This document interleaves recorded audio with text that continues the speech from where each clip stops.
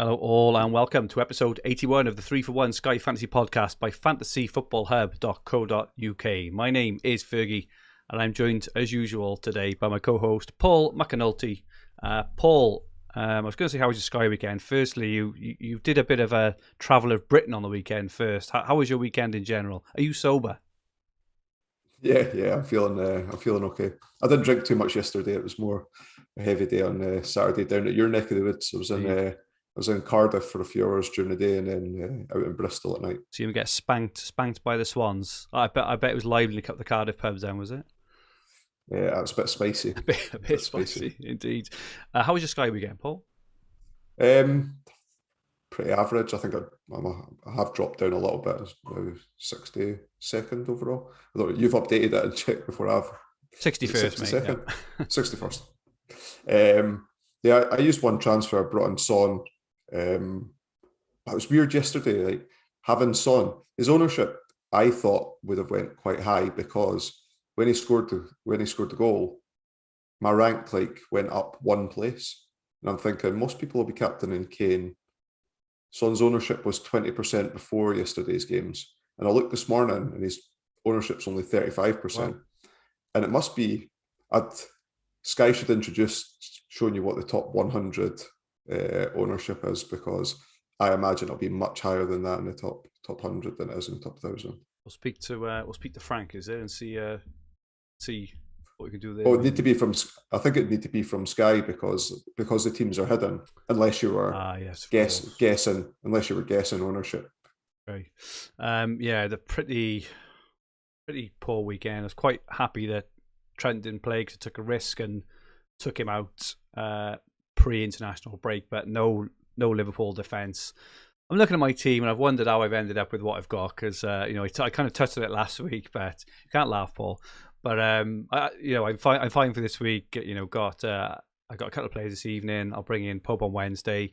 Got a couple of options for Friday, but they're all pretty mere options, and I haven't got the good players I need to have in. So I'm looking at my plan for next weekend. At the moment, my plan includes bringing in. It's making four changes in the next week, and I think all four of them are going to be in your team.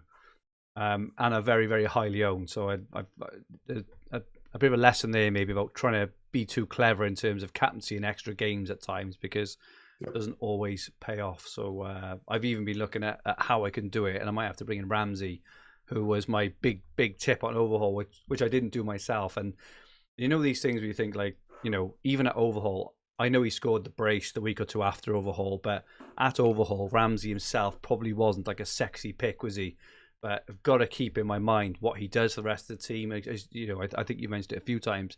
It doesn't matter whether he scores 1 point, 2 point, 6 point. It doesn't matter. He enables the full other 10. And I think that's a big thing moving forward. Just it's a dead spot, but it's not dead as in he's not getting any points. He'll probably still score, get a couple of attacking returns for the season's out. But just a bit of a lesson there. Welcome everyone in the chat. Joseph Robertson was first in. He says first here on the eve of the day that Pope's ownership shoots through the roof. Julian Wardle is in. Good to be with you. Have a great show. Look forward to it. Kicking Up Dust, first time live for me. Welcome, Kicking Up Dust. Great to have you on. David's only second time live. Dan Cox is in. Kermit the Winger is in. Liam Dorian, Mark Daniels, Ashley Tung, Kieran Sutton, Ryan Fitzsimmons, Billy Anderson, Stephen Murray, Bruce, and Steve Cheek. Steve Cheek. Great to have you all with us. For any new watchers and listeners, you are very, very welcome. If you haven't subscribed yet, please press the subscribe button at the bottom right-hand corner of the screen and set the alerts so you don't miss our podcasts and live streams, which are every week. Also, please press the like button if you enjoy our content. It would be much, much appreciated. So today, we're going to have a quick review back at the weekend's matches, look at the new top 1K ownership. We'll look at transfers remaining and preview next weekend's fixtures before we take on some questions from Twitter and look at the updated mini leagues. So firstly, we've got the points from the weekend with Vitali Janelt, top of the shop. What a performance from Brentford, by the way, Paul. Absolutely incredible. Tim Krull for Norwich banged in a 16-pointer. Jota 15, Heung-min Son, as you mentioned, 12, Ake 12. What are your reflections and takeaways from the weekend's actions, Paul? Yeah, I think if you're looking at that top scorers slide there's not that many highly owned players. You've got Son, who, as I said, is now up to kind of 35%-ish in the top 1K. You've got Jared Bowen, he's only sitting at 9%, so around about 90 teams. I think it's 9%, 8.9%, something like that. So a few might have brought him back in yesterday. I know that Dan did. So it was just I couldn't see any West Ham captaincy that I was going to potentially use for a captain down the line, and hence I didn't make the move, because I have been dying to get rid of Rafinha, and he could have been a nice replacement for him. Laporte, Van Dijk, Rudiger, all highly owned in top 1K as well. So these are the consistent players I was talking about, that big back five that I think will be good for the running through the season. All teams to play with games, and all teams that have something to play for. So again, I've not kind of wavered from my thought. I did bring in Son, but that's going to be part of a daisy chain move to go back on a Liverpool defender and big at the back as well. A couple of names in there we've mentioned recently. Matip just keeps banging the points in Donny, and another 10 points at 8.4 million. He's got to be probably one of, if not the biggest bargain since Overhaul. Maybe I'm not sure of the exact points, but just kind of observationally. Remember when like the argument was about moving from Trent to Van Dijk a few weeks back, because Van Dijk had been in the points more, and Matip was around about the same points as Van Dijk at that point as well. So there was definitely merit in that. Yeah, indeed. Couple of other interesting names, obviously Sterling. And then you mentioned the big guns there: Laporte, Van Dijk, Rudiger, just rock. So well, Rudiger maybe a bit fortunate because he wouldn't have scored very much if he hadn't had the goal with the, I think it was 1 point, was it, for Chelsea defenders, or maybe even less than that actually. He got double bonus. I think he picked up passing and shooting bonus, which is where it's kind of made up to the 10 as well. Interestingly, I think obviously Salah isn't on here, blanked and brought off early. A lot of people, well, I say a lot, a few people have come off Salah. His ownership is now only 89%, looking at the next slide. And there's emerging players, Jota. See, every time Jota starts at the moment, he seems to do really, really well. Son is performing at least as well as Kane. Those who are going for these, maybe I wouldn't say riskier, but kind of non-absolute premium options, seem to be doing really, really well. Do you think as we go towards the running, that the person who actually wins it and the people who do incredibly well are going to be the ones who are going for these sort of players? Because I was tempted, let's just say, in different game yesterday, Telegraph, for example, I was on Doherty, and I was thinking it's a bit short term, a bit 3 for 1. But those who are going for Doherty in those sorts of games, even Doherty in in this format and other players in this sort of format, the trending players are the ones that seem to be doing really well at the moment, as opposed to Salah, Chelsea defenders. How do you see the running playing out in terms of those sorts of players? I still think it's one about transfer usage.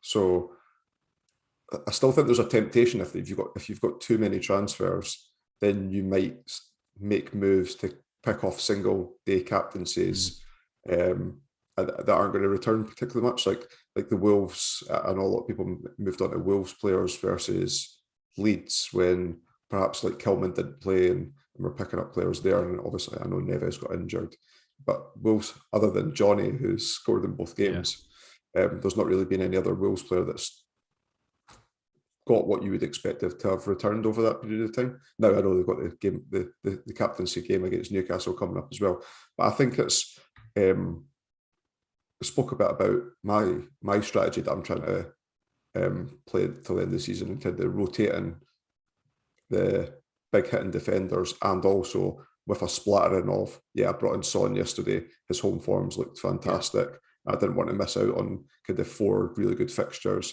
before coming off again. So it's not a solid, this is the only moves to do, but I think it's whoever gets those moves right that's going to work out well. So is it a run of Chelsea games that someone comes in and hits them when they hit all the clean sheets in a row, or is it double or tripling up on Liverpool when the opportunity arises when they play Everton again? Again, there's opportunity there, and if they keep, if you keep 2 or 3 clean sheets back to back with even a block of 3 defenders, that's right, all of whom are picking up passing bonus on top of the clean sheet points as well, I think that's where it could be separated. What do you think of Chelsea's defensive performance on Saturday? I don't mean obviously the actual performance was pretty horrific, but a Chelsea pylon has been mooted for kind of weeks now. I do remember last season they had a similar sort of result, didn't they, against West Brom? It's West Brom, and then off the back of that they kept 4 or 5 clean sheets on the bounce. Yeah. Do you think it's a one-off, or do you think there's a bit of a problem there? Yeah, I think it's a one-off. I think they'll turn it around. Tuchel is known for rotating quite a bit in defence, and he was very, as you pointed out there, he was very reactionary to defeats last season. I think they always struggle against a certain type of opposition, and the way that they were pressed and the way that they set up on Saturday cost them. There was a good thread. I apologise because I can't remember who it was that posted it. I don't think it was somebody that I was following, and someone had liked it, and hence it come up on my Twitter feed about like a real in-depth analysis as to why Chelsea were kind of pulled apart a bit, and it was more that it was the opposition as opposed to a long-standing problem, I think. Okay, just looking a bit further down the ownership, Cancelo 82%, Saka 64%. Obviously, we'll touch on this evening games in a bit. Gabriel is also at 27 for Arsenal. Ramsdale's at 39. We'll touch on that game next.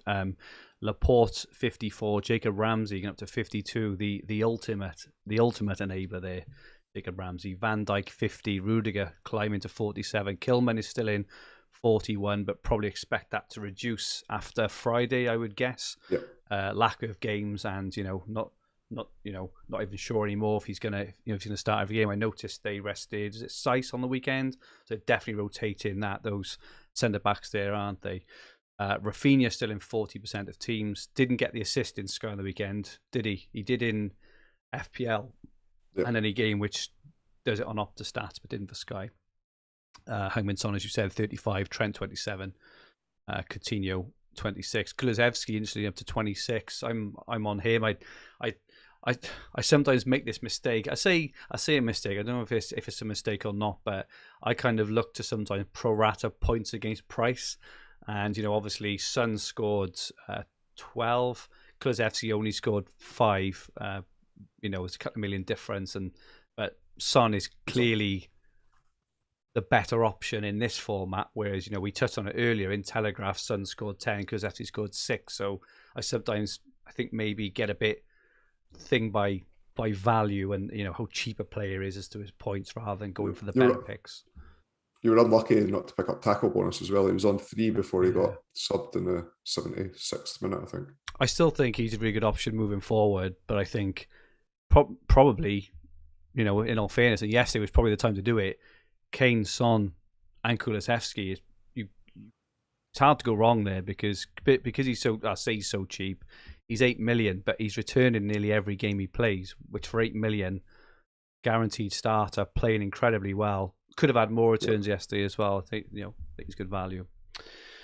Okay, let's have a quick look at the average remaining transfers. Top 10 down to 7.2, top 100 8.8, top 1,000 9.6, top 5,000 8.4. So that kind of 8 or 9 looks to be around the average at the moment.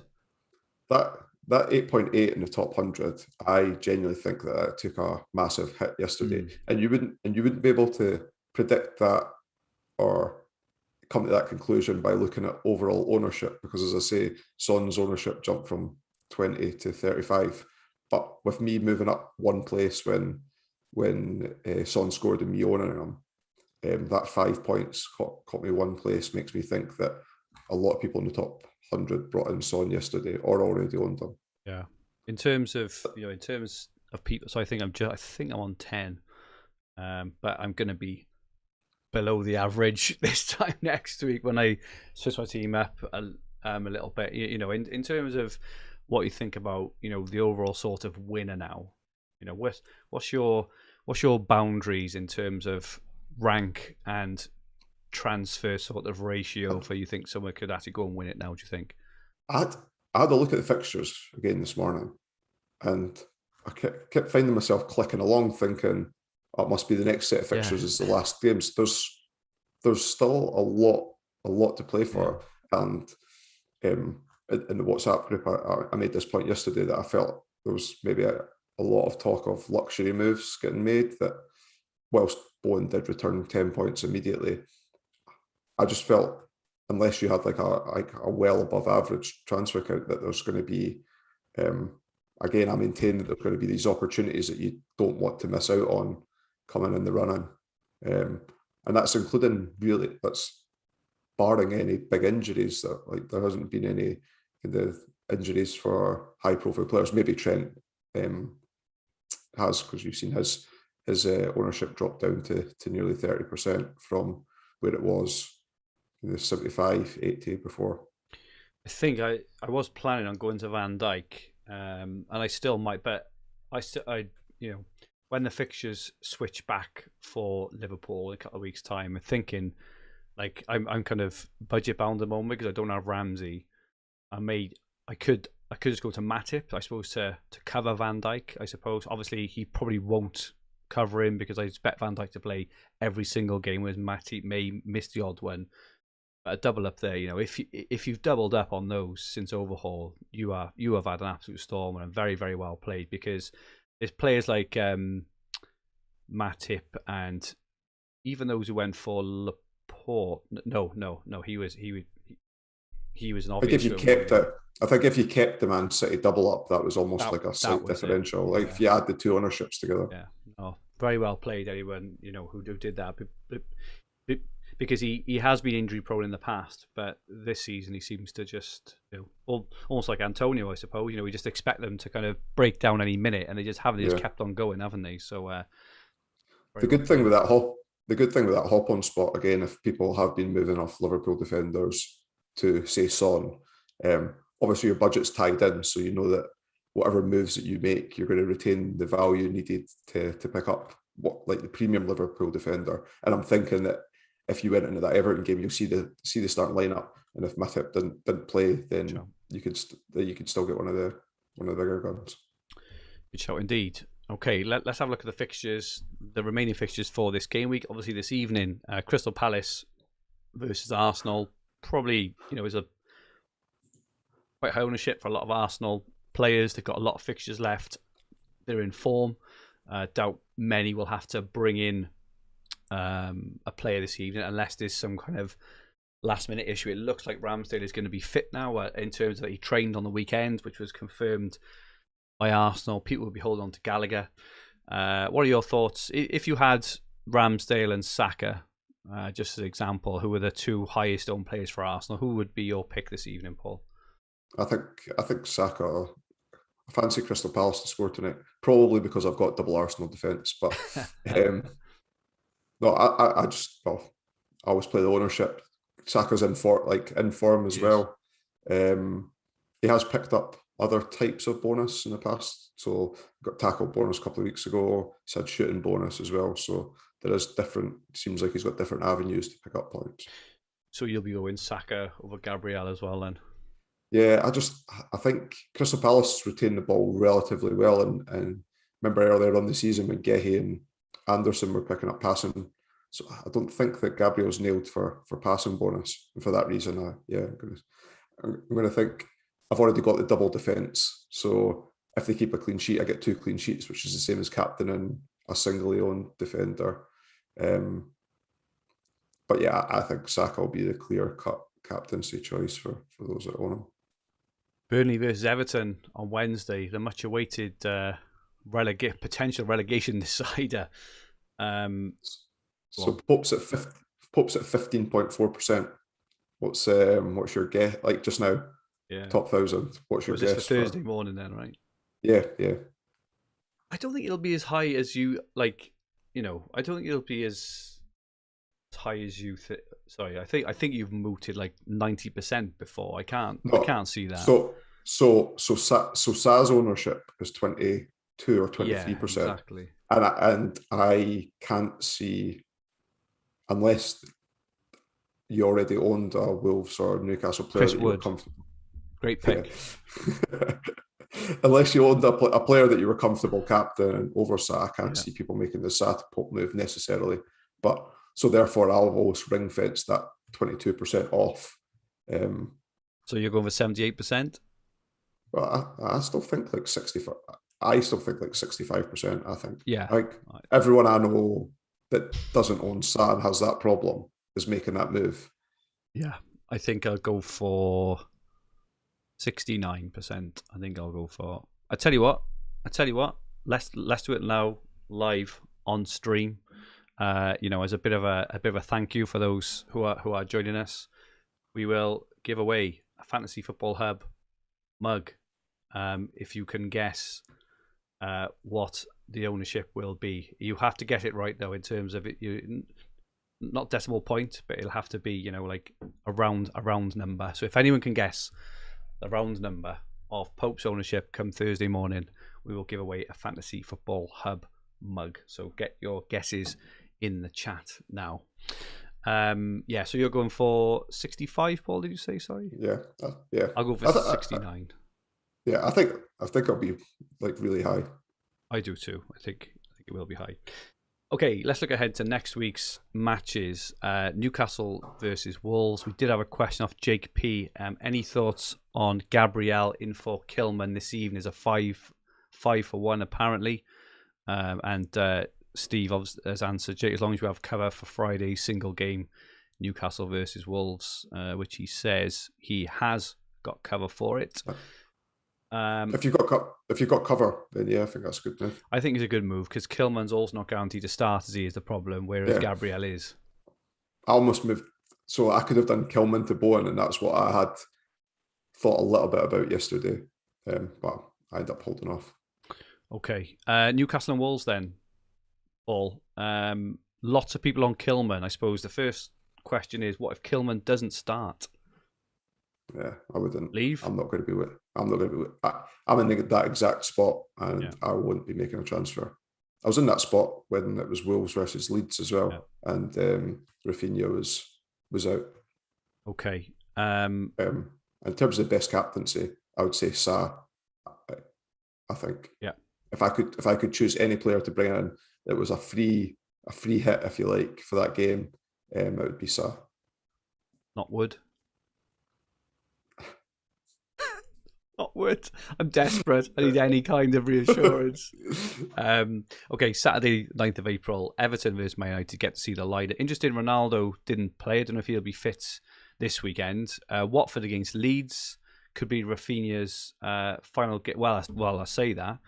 There's been a single game day pushed in, which we'll mention in a second. Watford versus Leeds at 3 o'clock. Southampton versus Chelsea. Arsenal against Brighton and Villa against Spurs. Best captain on this day, Paul? I think I'll be on Harry Kane. Yeah, it's not the easiest one, is it? No. And Spurs, am I right in thinking that recently Kane's been scoring better away from home and Son's been scoring better at home? So that's right, maybe there's that to go on a little bit. And Villa do seem a bit on the beach type towards the end of the season, not grinding out the results that they were earlier on. I think I'll be on Kane. There's obviously Saka. Brighton haven't been particularly great recently. I think Saka at home to Brighton could be a shout. Chelsea's result at the weekend there will potentially put people off going Rudiger, who might have also been popular. So, as we know, Leeds have been chucked in a single game day, a bit randomly, I think it's probably fair to say, but Monday the 25th of April. Now, I was planning on getting rid of Rafinha. Leeds obviously haven't looked great. They don't have a game between the Watford match on Saturday and Monday the 25th. And in that time, for example, Man City play 3 times, Liverpool play 3 times, Man United play 3 times, Leicester actually play Leicester 4 times. So yeah. there's lots of easy moves off, right? So my kind of general plan was Rafinha to Maddison, I think, just as an example. Does that captaincy gain? Bear in mind, Palace are in a pretty good nick. They're a good team. Does that change your plans on Rafinha, or change general plans on Rafinha? Nah, he's going for me. And the 2 decisions that I've got is whether he goes directly to Conor Gallagher and I get 2 extra Crystal Palace games before they play each other and I have the captaincy covered then, or whether a daisy chain move Rafinha to someone else within the view of moving either that player or someone else in my team to Gallagher. Yeah, I think opening up that extra budget when I'm going to want a Leicester player at some point in time. Now, whether that's a come off Rafinha to the Leicester player or whether it's further down the line, I'm sure Leicester's going to have a captaincy requirement some way down the line. And I want Maddison in. Maddison's a bit more expensive than Rafinha as well. So perhaps moving Rafinha to Gallagher and then moving someone else to Maddison might be the way that I go.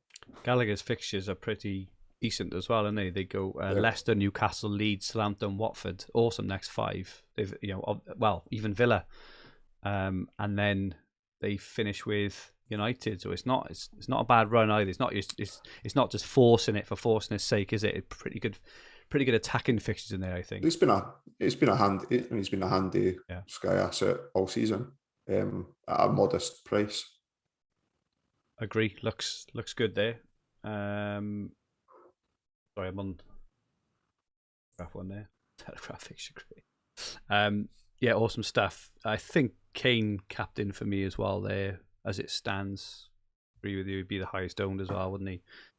Sunday the 10th. So this for me is the day. I think it's interesting. What's that? It's interesting. Sunday's going to be interesting.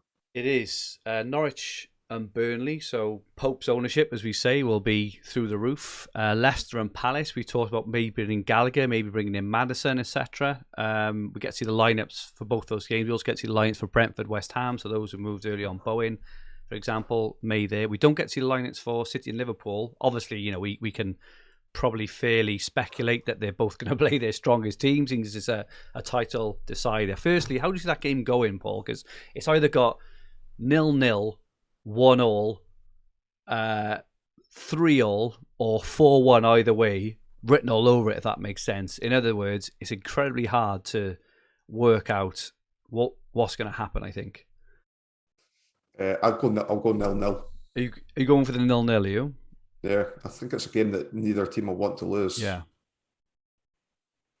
Well, if that, which if when I'm saying that, I'm probably going to captain Salah. So can't wait for that game. Then that's going to be an exciting Super Sunday. So is Salah a captain? Bear in mind what he did in the reverse fixture. I know that was Hull, but he was fantastic. Yeah. But he does seem off form at the moment. Just a kind of wider point on Salah. He hasn't looked great since returning from AFCON, it's probably fair to say, or at least not hit the heights he did pre-AFCON. Do you think there's an argument to move him on at all, or do you just think you'll want him back and that's the end of it, and so you're not bothering? If you've got a lot of transfers and you're moving him on to a high pedigree player that it's almost going to guarantee you points, and then moving someone back onto Salah, if you had the transfers, then I see that as a fair move. But if you're on the average or a little below the average, knowing that you're going to want him back, I wouldn't be. Okay, superb.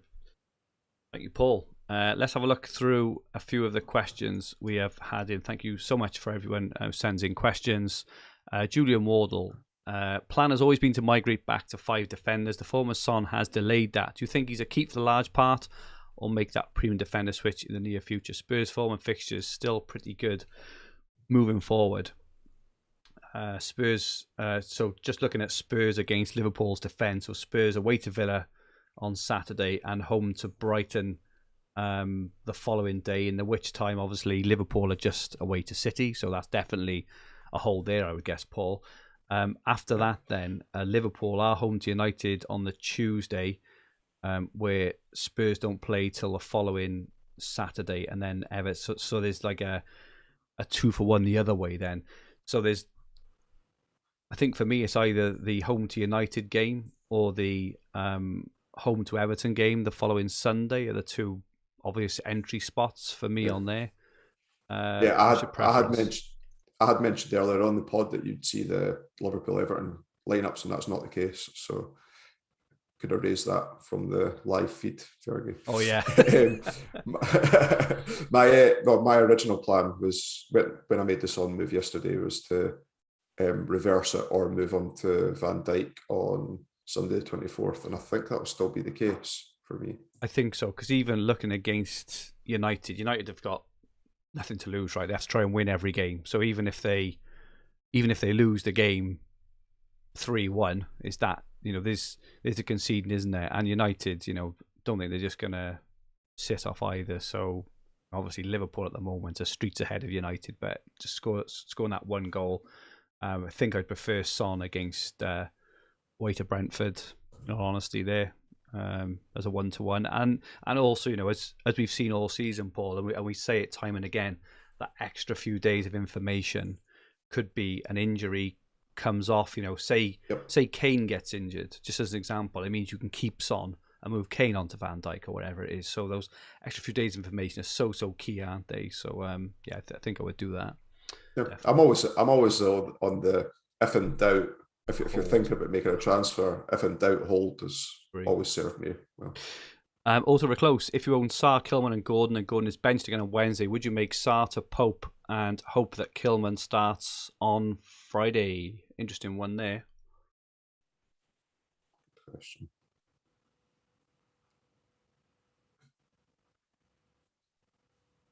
A tough one, that is. Probably. But I think Gordon will play if that's what the hopes are pinned on. I thought Everton were poor again, and Gordon's been one of their better players recently. Just going on the ownership, right? We think that Pope is probably going to be owned between, I don't know, maybe 60 and 70%. Which we already said that Sarr is 20.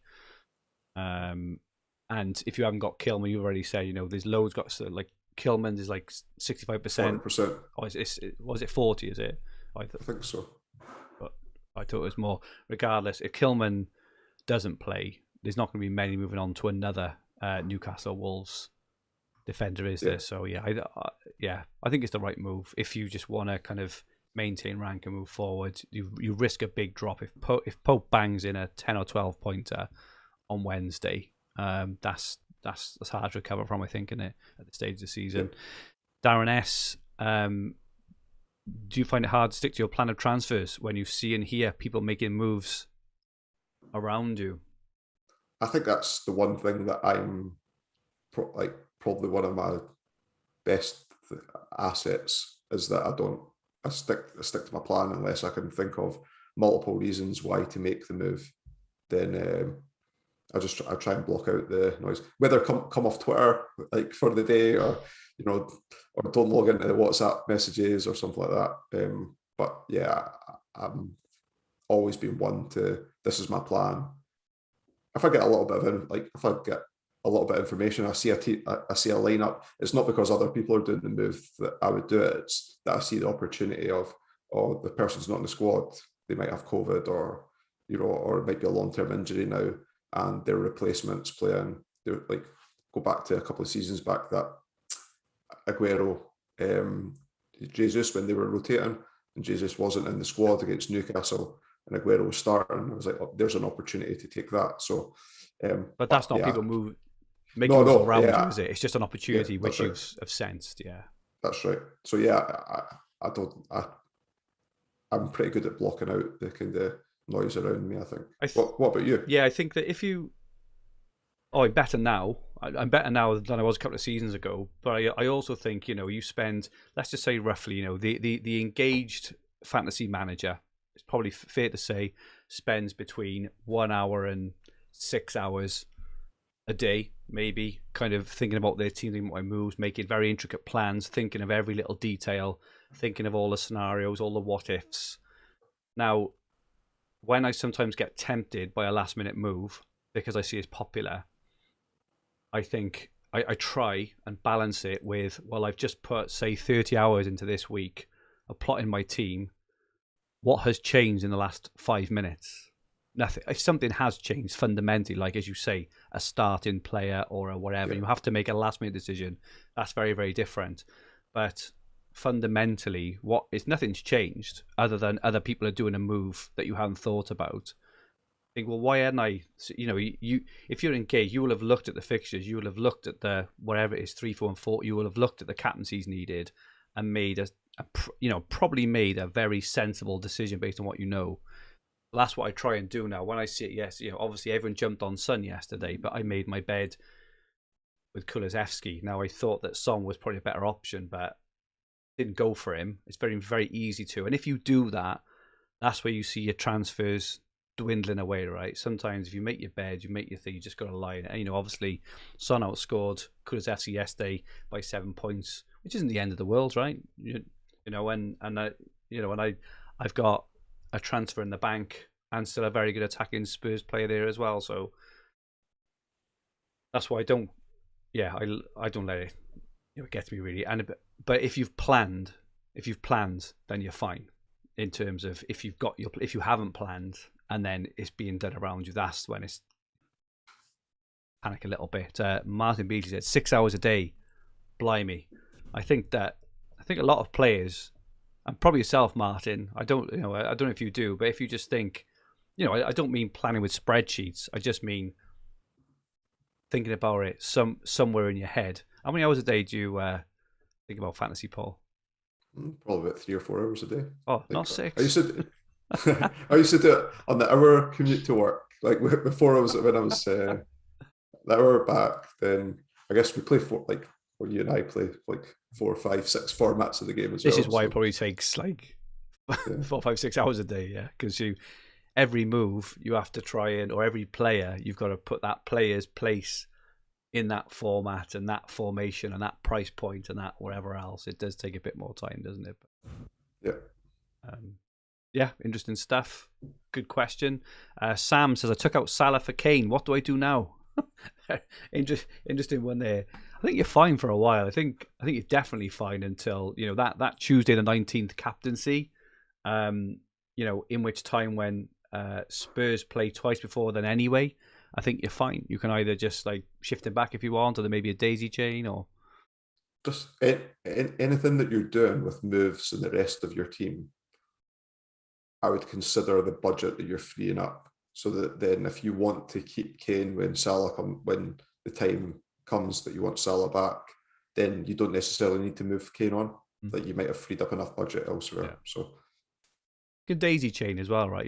Just because you brought in Kane, it's very likely you want to keep Kane because they have a lot of very good fixtures left, and they're in form.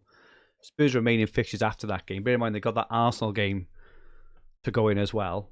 I'm not sure they got another one as well. But it's Brentford and Leicester, and then it'll be Arsenal, Liverpool, Burnley, and Norwich. Pretty decent attacking fixtures for the majority of them. So you're probably not going to move back. So start to think about a daisy chain back to Salah, if not on that Tuesday the 19th, but definitely I think Sunday the 24th. That home to Everton game could be incredibly profitable. George Thomas leading his cash leagues, very low on transfers, so everyone I make has to stay for the season. I've planned on bar all of them.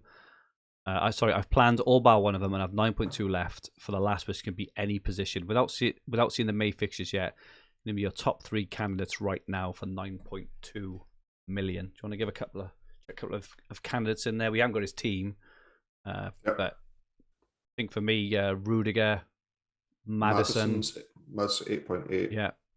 Rudiger's 9. And if you didn't have Laporte, like maybe you've got Cancelo, not Laporte. Laporte's 9.1. Chuck him in and get it done. City's fixtures finish off incredible. Starting on Wednesday the 20th. Brighton, Watford, Leeds, Newcastle, West Ham, and Villa, and they have an extra game to go in there as well. They are spanking fixtures, aren't they? Both from a defensive and attacking view, actually. Yeah. Really, really good fixtures there. Matt Wallace, thanks for putting these on, chaps. I could listen to you guys all day talking fantasy football. May have a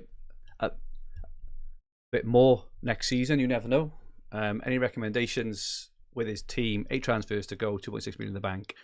Sorry, Matt, we can't do rate by teams on here because we'd be here all day. If you do want to discuss your team in detail, join as a premium member of Fantasy Football Hub. Join our WhatsApp groups. I'm sure everyone who's in them will agree.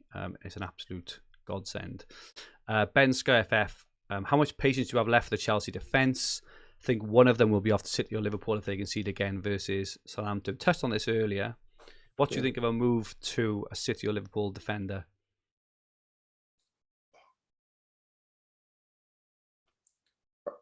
I'm going on the basis you got Thiago Silva and Rudiger maybe, and if I was doing that, I would keep one, and then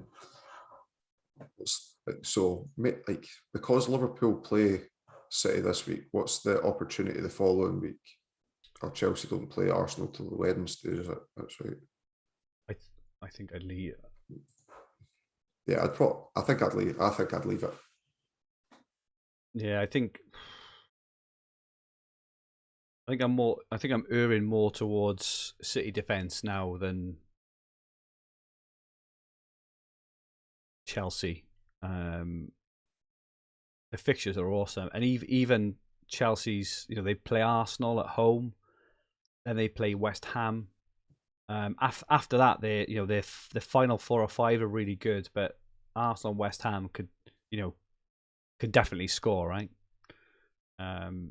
Probably, I don't know. I think I'd be tempted to move to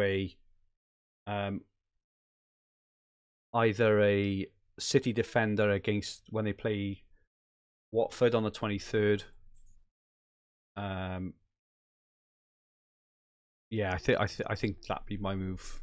Personally, I think I'd do that then, because their fixtures are spanking. Obviously, we'll know more then about the position of the league and stuff. But cheeky double Arsenal defense or 1+ Saka.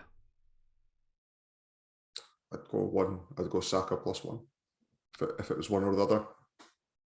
And Dan Cox, if you didn't have Saka but did have Ramsdale and he starts at 60%, how desperate would you be to get Saka in? I think it'll be a score draw tonight, so I don't know if that. But Arsenal do have good fixtures. And lots of fixtures in the short term. And lots of fixtures as well. I'd be tempted to get them in. From now, so from Monday the 4th until Saturday the 23rd, 23rd, Arsenal play 5 times. We mentioned earlier to Wolves 1, to Aston Villa's 2, to Liverpool's 2, to Chelsea's 2. A lot of Arsenal matches in there. You could move on to Saka. Even Daisy Chain, for example. I wouldn't be averse to, if you want to free up a bit of money, you can go Van Dijk. Van Dijk to Saka, and then go back to Matip, for example, if he's fit or something like that. Van Dijk, maybe not the best example potentially, but just an example of what you maybe could do. Get him in, and then Daisy Chain off, or Daisy Chain someone else out, for example, or leave Saka if he's still on form. So it's a similar price to Rafinha as well. It's 0.2 more. I can't remember, I can't remember, as if Dan tells me what his team is every week. I'm not sure who's got in it, but yeah, if you still held Rafinha, I would move Rafinha on. Cool. Got my team now on screen at the moment. Please don't laugh. I've got Ramsdale in goal. I've got him as captain, but I'll probably go for Saka. Hope Ramsdale plays. I think the double up there is quite decent. Hopefully the EO of both of them means probably get a rise, whatever. I'm hoping. I've got Laporte, Kilman, and Rudiger. Keeping Kilman obviously for Friday. Got Coutinho, Saka, Rafinha, and Kulusevski.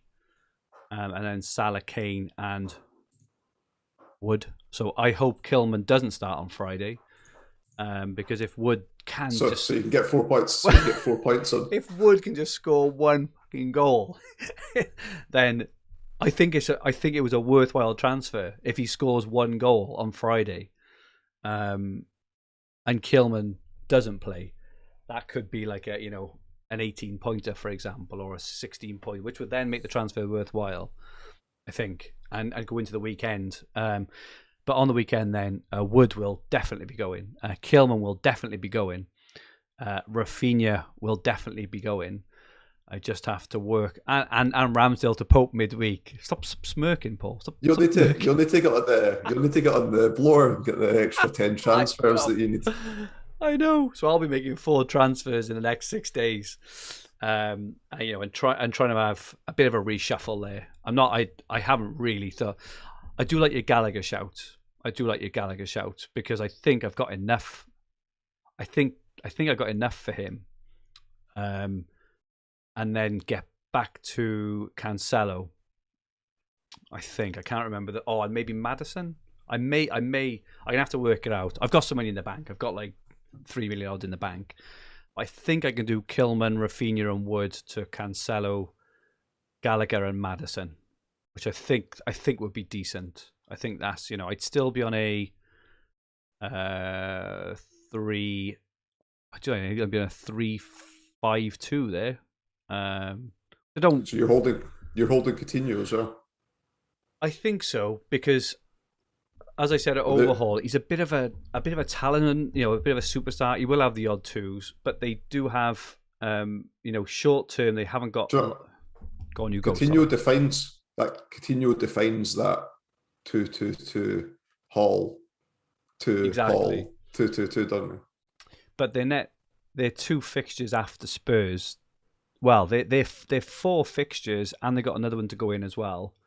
Yeah. Leicester, home to Norwich, Burnley, and Palace. I think are pretty good fixtures there, and I know I'll want lots will have Ramsey, but I'm sure if people could pick between Coutinho and Ramsey for points, they would go for Coutinho, right? Obviously, they have Ramsey, but I'll be down to 6 transfers after this moves. I'll be similar to the chap earlier, who mentioned about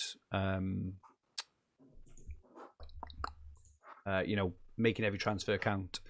I'll be at that point, so I can't afford to take him out and bring him in again. So and then I can maybe look then around. We mentioned that Sunday the 24th, maybe moving someone down to Matip, for example, or something along those lines. I'll have to have a bit more of a think, but my very, very rough plans. I feel sick that I'm using 2 transfers to get to your team, Paul, but that's just what it is. Hub £500 league, 10th place James Ingram, taking a bit of a dive. 9th Calvin Guest, 8th Peter Gilderdale, went up 5 places. Well played there, Peter. 7th Shane White, 6th Christopher Sharkey, 5th a very, very familiar name, Kieran Sutton, rose up from 18th to 5th. Paul, pretty good going from Kieran. Had an absolutely spanking weekend. 4th Daniel Thomas. For those that say you can't make any gains because of a second overhaul. Exactly. There we go. And that's in one weekend. 3rd Ryan West, 2nd Maurice Weeks, and top Liam Stevens. Frog Skills FC, top of the leaderboard as well. Top of Sky. Very, very well played there, Liam. I think he's got about maybe 8 points clear of Perry Hart in 2nd. They're having a bit of a ding dong now. Incredibly well played, both of you. I've got no doubt that Liam he's just slammed in on Liverpool defence and has just played everything incredibly well. He's just not letting up, is he? He's doing really well. So very well played there, Liam. And finally, the 4 Nations League. Oh my goodness! I've just noticed I've been knocked off 2nd spot. I didn't notice before. Now I've been knocked off. For the first time this season. So my 2nd team is now 6th. Liam Dorian, who's had a really good few weeks, climbs up to 5th. Dan Cox also had a good weekend, has climbed up to 4th with 2.764. He's only 4 points behind me. My first team is 2.768. Ian Parrin has climbed above me, 2775.